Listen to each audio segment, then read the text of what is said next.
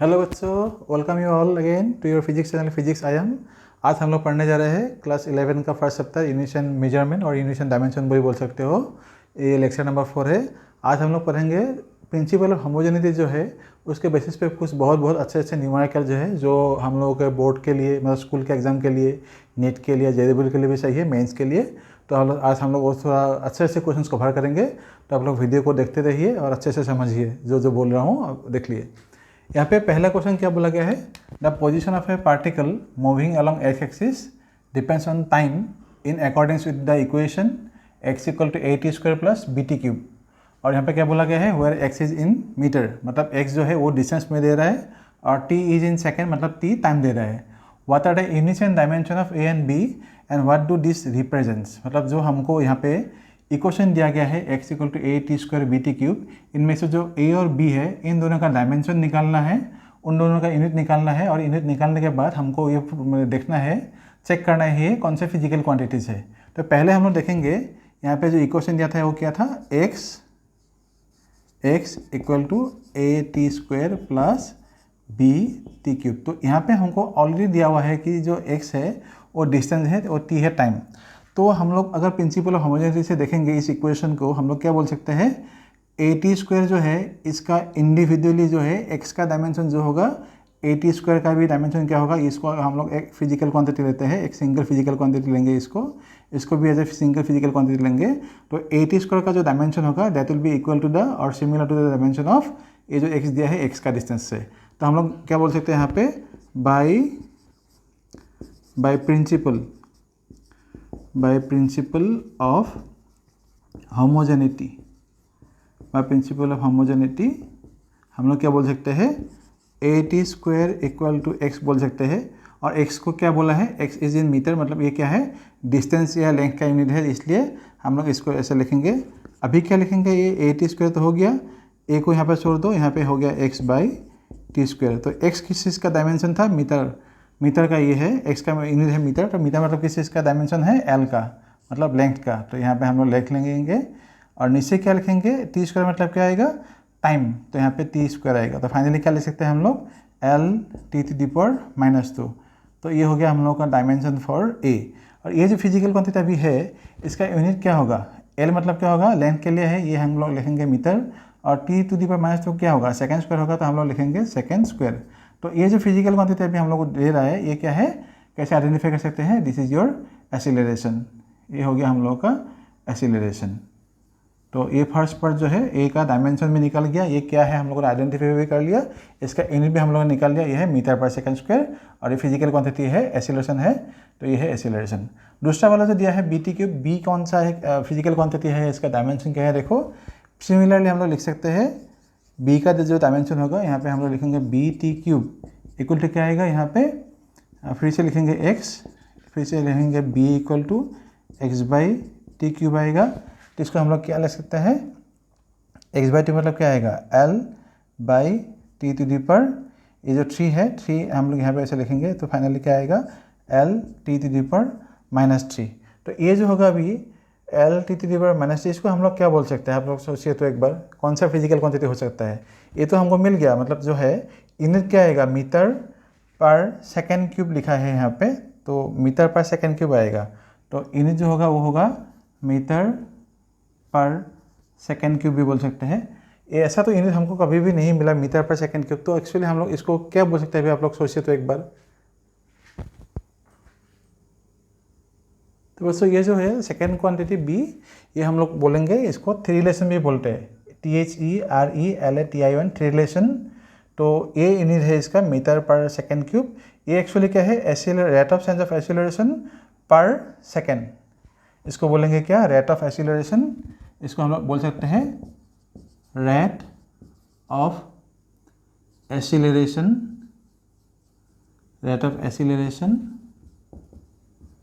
By time, यह हम लोग बोलते हैं पर सेकेंड, रेट ऑफ एक्सीलरेशन पर सेकेंड, इसको बोलते हैं थ्री रिलेशन। तो ये हो गया हम लोगों का क्वेश्चन का आंसर। अभी दूसरा क्वेश्चन दे रहा हूँ, इसको पॉज करके लिखो। उससे भी यहाँ पे देखो दो क्वेश्चन मैंने लिया है। पहला वाला को, ये क्वेश्चन नंबर 2 देखो, इसमें क्या दिया है, यहाँ पे दिया है find the dimensions of A by B in the relation f equal to a root over x plus bt square where f is force, x is distance and t is time. तो इसमें भी हम लोग लिख सकते हैं directly, ज़्यादा लंबा नहीं करेंगे लैंग्वेज देके, डायरेक्टली लिखो by principle of homogeneity. Homogeneity directly हम लोग क्या लिख सकते हैं, यहाँ पे जो दिया है a रूट ओवर x और f, इन दोनों का डायमेंशन सेम है। और यहाँ पे भी बोल सकते हैं a रूट ओवर x और bt स्क्वायर जो मिलेगा इसका दोनों का डायमेंशन सेम होगा। तो हमको क्या करना है, f और a रूट ओवर x का डायमेंशन कंपेयर करके a का डायमेंशन पहले निकालेंगे। तो क्या लिखेंगे, by principle of homogeneity a root over x equal to हम लोग f लिखेंगे। अभी हमको चाहिए a, तो a लिखो यहाँ पे, ये हो गया f by root over x। f का डायमेंशन क्या था बच्चों, आप लोगों को अभी याद हो गया, m l t to the power -2।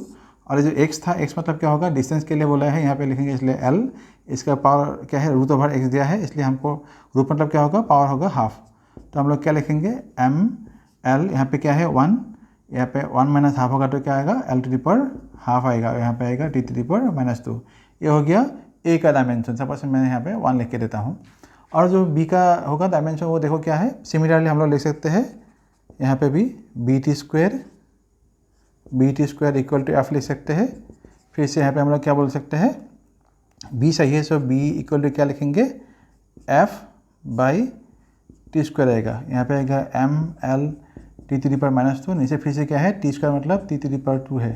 Finally क्या लिख सकते हैं, m to the power 1 l to the power 1 और t टू द पावर, ये तो ऊपर जाएगा तो क्या आएगा, t टू द पावर -4 हो जाएगा।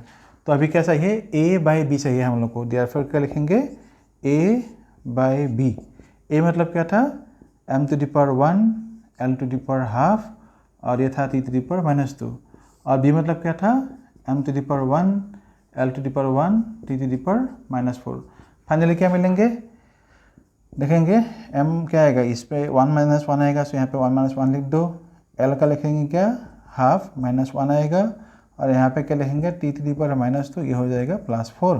तो फाइनली क्या आएगा, m टू द पावर आएगा 0, ये हो गया l to the power -half और ये होगा t टू द पावर 2 आएगा ना, 2 लिखो। तो फाइनली हम लोग क्या लिख सकते हैं इसको, l to the power -half और t स्क्वायर, इसको हम लोग लिख सकते हैं, ये है डायमेंशन a बाई b का। l का ये होगा -हाफ और ये होगा t स्क्वायर। एक बार तुम लोग खुद से करके देखो तो करेक्ट है कि नहीं। अभी दूसरा क्वेश्चन देखो, क्वेश्चन नंबर 3, ये तो करेक्ट है ही। क्वेश्चन नंबर 3 देखो सॉल्यूशन। इसमें क्या बोला गया है, हमको रिलेशन दिया है p equal to b minus X square by A T.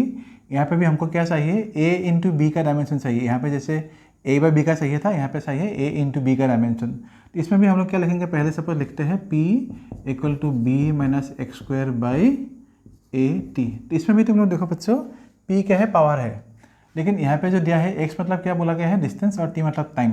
मतलब यहाँ पे जो लिखा है b माइनस एक्स स्क्वायर मतलब क्या होगा, x और b का डायमेंशन सेम है, इसलिए हम लोग लिख सकते हैं by principle of homogeneity. By principle of homogeneity हम लोग क्या लिख सकते हैं, b equal to X square लिख सकते हैं। तो x मतलब क्या था, डायमेंशन, x मतलब क्या है, डिस्टेंस मतलब लेंथ है, इसलिए हम लोग क्या लिखेंगे, यहाँ पे l स्क्वायर लिखेंगे। तो हो गया b equal to L square. अभी a का निकालते हैं, सो यहाँ पे p मतलब पहले से ही था पावर, मतलब ये पूरा जो है b माइनस एक्स स्क्वायर, इसका डायमेंशन क्या आएगा, यहाँ पे एल स्क्वायर आएगा ना, तो यहाँ पे हम लोग लिखेंगे एल स्क्वायर। तुम लोग बोल सकते हो b माइनस एल स्क्वायर मतलब अगर b का वैल्यू एल स्क्वायर हो गया तो x का भी तो एल स्क्वायर होगा ना, तो ऐसा नहीं होता।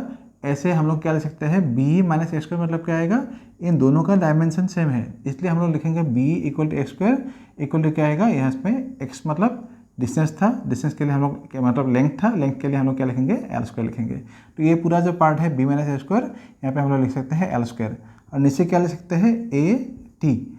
अभी क्या होगा, a का डायमेंशन चाहिए, a को इधर ले आओ और एल स्क्वायर यहाँ पे आएगा, बाई क्या आएगा, p इंटू टी आएगा।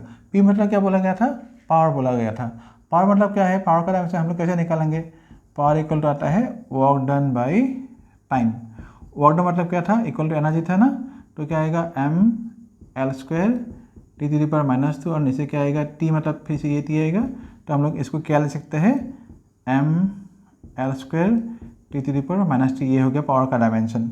इसलिए हम लोग यहाँ पे क्या ले सकते हैं, एल स्क्वायर हो गया, नीचे क्या आ जाएगा M L square T to the power -3, ये है -3। और उसके बाद हम लोग क्या लिखेंगे, टी पहले से ही था, फिर से यहाँ पे टी लिखो। फाइनली क्या लिख सकते हैं, देखो एम ऊपर जाएगा तो क्या आएगा, एम टू द पावर हो गया -1। एल स्क्वायर यहाँ पे है, एल स्क्वायर ऊपर जाएगा तो क्या आएगा, एल 2 - 2, यहाँ पे 2 - 2 हो जाएगा। तो फिर और टाइम क्या होगा, ये ऊपर जाएगा तो ये नीचे क्या आएगा, टी टू द पावर -2 आएगा ना, ऊपर जाने से क्या आएगा, टी टू द पावर +2 हो जाएगा। ओके, फाइनली क्या मिल रहा है हमको, M to the power -1, L to the power 0 मतलब ये 1 हो जाएगा, और यह है टी स्क्वायर, ये है टी स्क्वायर। तो अभी क्या चाहिए था, a इंटू बी का डायमेंशन चाहिए था, इसलिए हम लोग क्या लिख सकते हैं यहाँ पे, मैं ये जो पोर्शन है इसमें थोड़ा सा नीचे लिख देता हूँ, तुम लोग देखो, देयरफॉर a इंटू बी हम लोग क्या लिख सकते हैं, a मतलब क्या था, a m to the power -1, ये है t टू द पावर -2, और b मतलब क्या था, m टू द पावर 1, यहाँ पे 1 लिख सकते हो, यहाँ पे ये 1 लिख सकते हो, यहाँ पे था एल स्क्वायर और था टी टू द पावर -3। तो फाइनली क्या आएगा, देखो एम टू द पावर -1 और यहाँ पे है एम टू द पावर +1, मतलब क्या आ जाएगा, बेस अगर सेम होगा तो पावर क्या होगा, 0 हो जाएगा ना। तो यहाँ पे लिखेंगे एम टू द पावर 0। उसके बाद एल के लिए देखो, यहाँ पे एल नहीं है, इसमें सिर्फ एल है, तो इसमें लिख दो एल स्क्वायर। और टी के लिए क्या आएगा, देखो यहाँ पे है तुम्हारा -2 और इसमें है -3, मतलब क्या हो जाएगा, प्लस हो जाएगा, तो क्या होगा -5। तो ये हो गया हम लोग का dimension for a into B. एक बार चेक करके देखो तो आंसर करेक्ट है कि नहीं। अच्छा बच्चों, यहाँ पर थोड़ा सा रॉन्ग हो गया, क्योंकि मुझे लेना था ये पावर, ये डायमेंशन लेना था बी का, मैंने ले लिया ये थोड़ा सा तुम लोग अच्छे से करेक्ट कर लो, इसको करेक्ट करो, ये थोड़ा सा करेक्ट कर लो, क्या आएगा आंसर,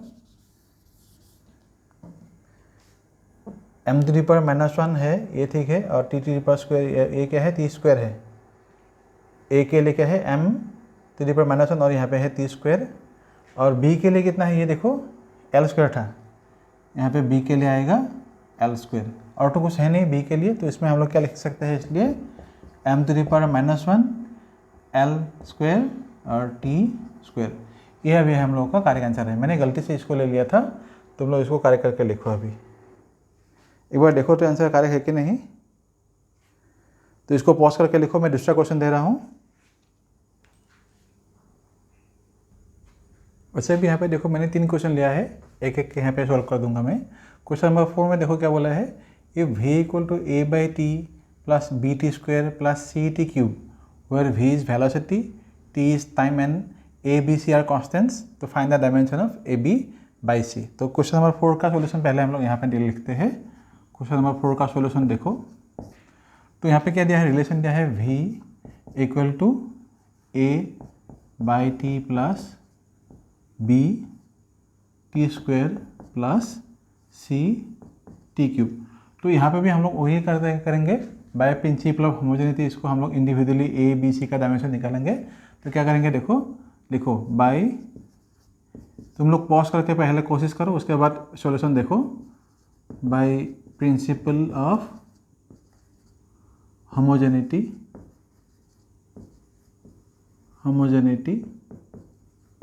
क्या लिखेंगे, v इक्वल टू a/t लिखेंगे, a का डायमेंशन चाहिए, इसको क्रॉस मल्टीप्लाई करने से क्या आएगा, v इंटू टी आएगा। v का मतलब डायमेंशन क्या हुआ, v मतलब क्या हुआ, मीटर पर सेकेंड। v को कैसे मेजर करते हैं, मीटर पर सेकेंड। मीटर पर सेकेंड मतलब क्या होगा, l t to the power -1 आएगा, और इसमें क्या है ऑलरेडी t है, इसमें हम लोग t लिखेंगे। तो फाइनली डायमेंशन क्या आएगा, l टू द पावर 1 आएगा, या इसको हम l लिखेंगे, नहीं तो यहाँ पे लिखेंगे t टू द पावर 0, मतलब फाइनली क्या आया, l आ गया। जो a का डायमेंशन हो गया l।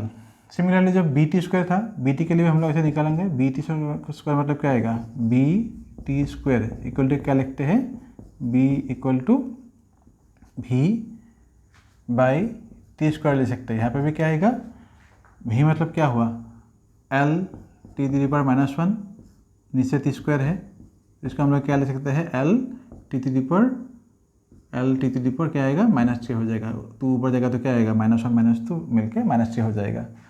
फिर से b का डायमेंशन भी मिल गया, और c का क्या लिखेंगे, फिर से v equal to C T cube लगा लो, तो टी क्यूब लगाने से हमको क्या मिलेगा, फिर से यहाँ पे c लिखो, और यहाँ पे क्या आएगा v/t³ मतलब क्या आएगा L(t⁻⁻1 बाई t⁻3 मतलब क्या आएगा L(t⁻⁻4। वैसे तुम लोग सोच सकते हो कि अगर मैं एक निकाल लिया, ऐसे सपोज a/t का सपोज डायमेंशन निकाल लिया, सपोज ये पूरा पोर्शन का जो डायमेंशन था हमको मिल गया a=a मिल गया, तो l के साथ हम लोग इसको भी तो डायमेंशन हम लोग देख सकते हैं ना, तो हम लोग ऐसे भी कर सकते हैं। अगर a मिल गया तो हम लोग लिख सकते हैं ये जो a है a/t जो हम लोग के पास है ना, a/t = हम लोग b² भी करके भी ऐसे भी निकाल सकते हैं हम लोग डायमेंशन। लेकिन ऐसे करने से ज़्यादा ईजी होगा, तुम लोग ये कन्फ्यूजन कभी भी नहीं होगा, तो इसलिए ऐसे तुम करना शुरू कर दो और ऐसे प्रैक्टिस कर लेना। और इसको अभी देखो, हमको चाहिए क्या था डायमेंशन ab/c था, तो देयरफॉर हम लोग क्या लिखेंगे डायमेंशन ऑफ ab/c मतलब क्या आएगा, a मतलब क्या था हम लोग के पास था l, और b मतलब क्या था ये b का, a मतलब क्या था l, b मतलब क्या था lt इंटू क्या आएगा L(t⁻⁻3) और नीचे क्या आएगा L(t⁻⁻4). तो फाइनली हम लोग क्या लिख सकते हैं यहाँ पे ये l और l क्या आएगा, ऊपर है l² और नीचे है 1, तो 1 क्या जाएगा ऊपर चला जाएगा तो माइनस आ जाएगा, यहाँ पे है t⁻⁻3 और ये -4 ऊपर जाएगा तो क्या होगा प्लस हो जाएगा। तो फाइनली क्या मिल रहा है, तो यहाँ पे आएगा L⁻1 और t⁻ भी क्या आएगा ये 1 आ जाएगा। तो यही है हम लोग का answer for the question number 4। तो ये हो गया सॉल्यूशन। अभी हम लोग करेंगे क्वेश्चन नंबर 5, इसको तुम लोग पॉज करके लिखो, मैं ये क्वेश्चन नंबर 5 का सॉल्यूशन यहाँ पे दे रहा हूँ।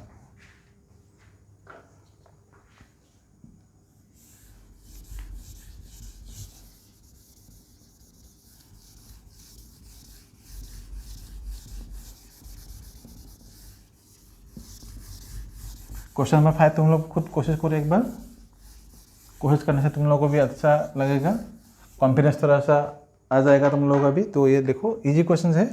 यहाँ पे क्या बोला है देखो बच्चों, in the equation y = a sin ωt-kx दिया है, एक रिलेशन दिया है a sin ωt-kx where x and t stands for distance, मतलब x जो है ये डिस्टेंस है और t जो है वो है टाइम। तो डायमेंशन किसके लिए चाहिए, ओमेगा और k के लिए। तो यहाँ पे देखो हमको क्या दिया है रिलेशन, पहले हम देखेंगे ये हम लोग का सॉल्यूशन नंबर 5 का, तो लिखेंगे सॉल्यूशन 5 का सॉल्यूशन है ये। तो क्या है equation y = a sin ωt-kx, ωt-kx। तो बच्चों तुम लोग को पता है ये जो sin ωt-kx है, ये पूरा एक पार्ट जो है ωt-kx, ये पूरा पार्ट क्या है एक एंगल समझा रहा है। मतलब यहाँ पे लिख सकते हैं हम लोग since ωt-kx represents an angle, so it is dimensionless, तो डायमेंशनलेस मतलब क्या है, हम लोग लिख सकते हैं individually ωt is also equal to 1 लिख सकते हैं, और इंडिविजुअली जो है kx जो है इसको भी इंडिविजुअली हम लोग लिख सकते हैं इक्वल टू 1, क्योंकि ये डायमेंशनलेस है पूरा पोर्शन। अगर डायमेंशनलेस होगा तो हम लोग इसको जो यहाँ पे जो 1 है, 1 के जगह पे हम लोग तुम ऐसे भी लिख सकते हो m⁻0 L⁻0 t⁻0, क्योंकि टोटली डायमेंशनलेस है। अभी डायमेंशन किस चीज़ का चाहिए था हम लोग को, ओमेगा के लिए चाहिए था, तो इसलिए हम लोग क्या कर सकते हैं, ये जो ओमेगा था, ओमेगा इक्वल हम लोग क्या लिख सकते हैं 1/3 लिख सकते हैं। नहीं तो ये जो पूरा पोर्शन है तुम लोग ऐसे भी लिख सकते हो, नहीं तो ये लिखने से ज़्यादा इजी होगा। सो सपोज 1/3 लिख दिया, तो यहाँ पे 1 मतलब क्या होगा 1 ही रहेगा, t मतलब t आएगा, तो फाइनली क्या आएगा t⁻⁻1। इसको तुम लोग अगर चाहो तो ऐसे लिख सकते हो। ओमेगा का डायमेंशन क्या है यहाँ पे, क्योंकि मास नहीं है, लेंथ नहीं है, इसलिए हम लोग लिख सकते हैं m⁻0 L⁻0 t⁻⁻1, मतलब ओमेगा का डायमेंशन जो हो गया वो है t⁻⁻1। फाइनली ये हो गया हम लोग का डायमेंशन ओमेगा के लिए। केस के लिए भी हम लोग लिख सकते हैं कि भी अभी केस है ना, तो क्या लिखेंगे 1/x लिखेंगे, एक के को थोड़ा अच्छे से लिखे 1/x, तो यहाँ पे भी क्या आएगा l आएगा, तो हम लोग यहाँ पे क्या लिखेंगे L⁻1। तो इसमें अभी अगर L⁻1 है, इसको हम लोग कैसे लिख सकते हैं m⁻0 L⁻1 t⁻0। तो ये हो गया हम लोग का डायमेंशन ओमेगा और k के लिए। ये बहुत इजी क्वेश्चन है, कहीं पे भी तुम लोगों को ट्रिगोनोमेट्रिक ऐसे फंक्शंस देके तुमको दिया होगा तो एग्जैक्टली ऐसे ही करना है तुम लोगों को, ठीक है। तो मैंने लिख दिया कॉन्सेप्ट, ωt-kx जो है represent an angle, so angle जो होते हैं वो डायमेंशनलेस होते हैं, इसलिए हम लोग इंडिविजुअली पूरा जो एक्सप्रेशन है ωt-kx this whole portion is equal to 1, और ऐसे भी हम बोल सकते हैं ωt also equal to 1 individually और kx is also equal to 1, ठीक है। तो ऐसे तुम इसको पॉज करके लिखो। मैं जो थर्ड क्वेश्चन दिया है यहाँ पे क्वेश्चन नंबर 6, ये देखने में बहुत तुम लोगों को टफ लग सकता है, थोड़ा सा कॉम्प्लेक्स लग सकता है, लेकिन ये इजी क्वेश्चन है। इसको तुम लोग पॉज करके लिखो, मैं इसको दे रहा हूँ।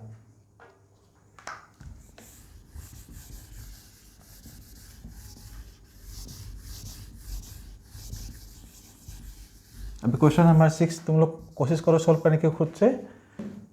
इक्वेशन क्या दिया था हम लोगों को, यहाँ पे क्वेश्चन दिया था if x denotes the distance of an object and can be expressed as x equal to k, insert bracket दिया है a cos theta plus b sin theta by a plus b, then find dimension of k if a and b has dimension of length. मतलब यहाँ पे a और b जो दिया है वो हमको क्या बोला गया है, लेंथ का डायमेंशन ये रिप्रेजेंट करते हैं। अभी यहाँ से हमको क्या चाहिए, डायमेंशन चाहिए k के लिए। अभी फिर से हम लोग देखेंगे, यहाँ पे इक्वेशन पहले लिख लेते हैं।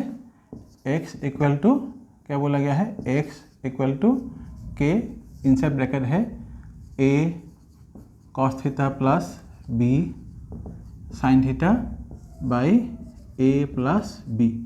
इसको हम लोग कैसे बोल सकते हैं बच्चों, देखो x क्या बोला है, x है डिस्टेंस, तो इसको बाद में लिखेंगे, पहले यहाँ पे k लिखो। a जो था, a तो a है, a मतलब क्या होगा, डायमेंशन a का क्या बोला गया है, a लेंथ समझा रहा है, तो l। कॉस थीटा जो है ये तो फिर से हम लोगों को क्या मिला है, एक ट्रिगोनोमेट्रिक फंक्शन है, तो कॉस थीटा जो है इसका डायमेंशन क्या होगा, ओवरऑल कॉस थीटा का डायमेंशन होगा 1, और साइन थीटा जो है वो भी क्या होगा 1। क्यों 1 है, क्योंकि उससे डायमेंशनलेस है, इसलिए हम लोग क्या बोल सकते हैं, डायमेंशनलेस है, इसलिए हम लोग क्या बोल सकते हैं, कॉस थीटा इक्वल टू क्या लिख सकते हैं, m to the power 0 l to the power 0 t to the power 0, मतलब क्या हुआ 1 इंटू 1 हुआ, तो फाइनली क्या आ गया 1 आएगा। सिमिलरली हम लोग क्या बोल सकते हैं, साइन थीटा की भी जो डायमेंशन होगा वो क्या बोल सकते हैं, डायमेंशन लेस है, इसलिए ये m to the power 0 l to the power 0 t to the power 0। Dimensionless क्यों है, मैं बोला ना, क्योंकि ये सब एंगल रिप्रेजेंट करते हैं, इसलिए एंगल्स के रिप्रेजेंट क्या होगा, डायमेंशन 0 होते हैं, ये मतलब डायमेंशन होते नहीं, तो इसलिए हम लोग क्या लिखेंगे यहाँ पे, फिर से यहाँ पे 1 लिखेंगे, तो ये हो गया। यहाँ पे ये है l, तो यहाँ पे भी हम लोग क्या लिखेंगे l, नीचे भी क्या लिखेंगे l प्लस l, तो ये सब तो कैंसिल हो गया, l प्लस l ये सब जो भी होगा, यहाँ पे क्या आएगा k, ये 2l आएगा, नीचे भी 2l आएगा, फाइनली ये सब क्या होगा, कैंसिल हो जाएगा। तो यहाँ पे क्या रहेंगे, x इक्वल टू k, तो फाइनली क्या हो गया, x मतलब क्या था, x मतलब तुम लोगों को डायमेंशन मिलता है तुम्हारा लेंथ, तो यहाँ पे हम लोग लिखेंगे इसलिए क्या, लेंथ। तो फाइनली क्या हो गया, k का जो डायमेंशन हमको मिलता है वो है लेंथ का, तो ये हो गया डायमेंशन ऑफ k। तो इक्वेशन नंबर 6 तो हो गया। अभी हम लोग थोड़ा सा और क्वेश्चन करेंगे, इसको पॉज करके लिखो बच्चे। भी एक क्वेश्चन देखो, ये भी बहुत अच्छा क्वेश्चन है, कॉन्सेप्चुअली ये बहुत पहले अच्छे से एग्जाम में आ सकता है, ये एक बार नीट में या एम्स में भी आ चुका है ये क्वेश्चन, तो एक बार देखो। If force F, velocity v and time t are taken as fundamental units, then find dimension of mass. मतलब क्या बोला है, देखो हम लोग के पास जो हम लोग बोलते हैं ना फंडामेंटल फिजिकल क्वांटिटी को क्या होता है, मास होते हैं, लेंथ होते हैं, टाइम और अलग अलग दिया होता है।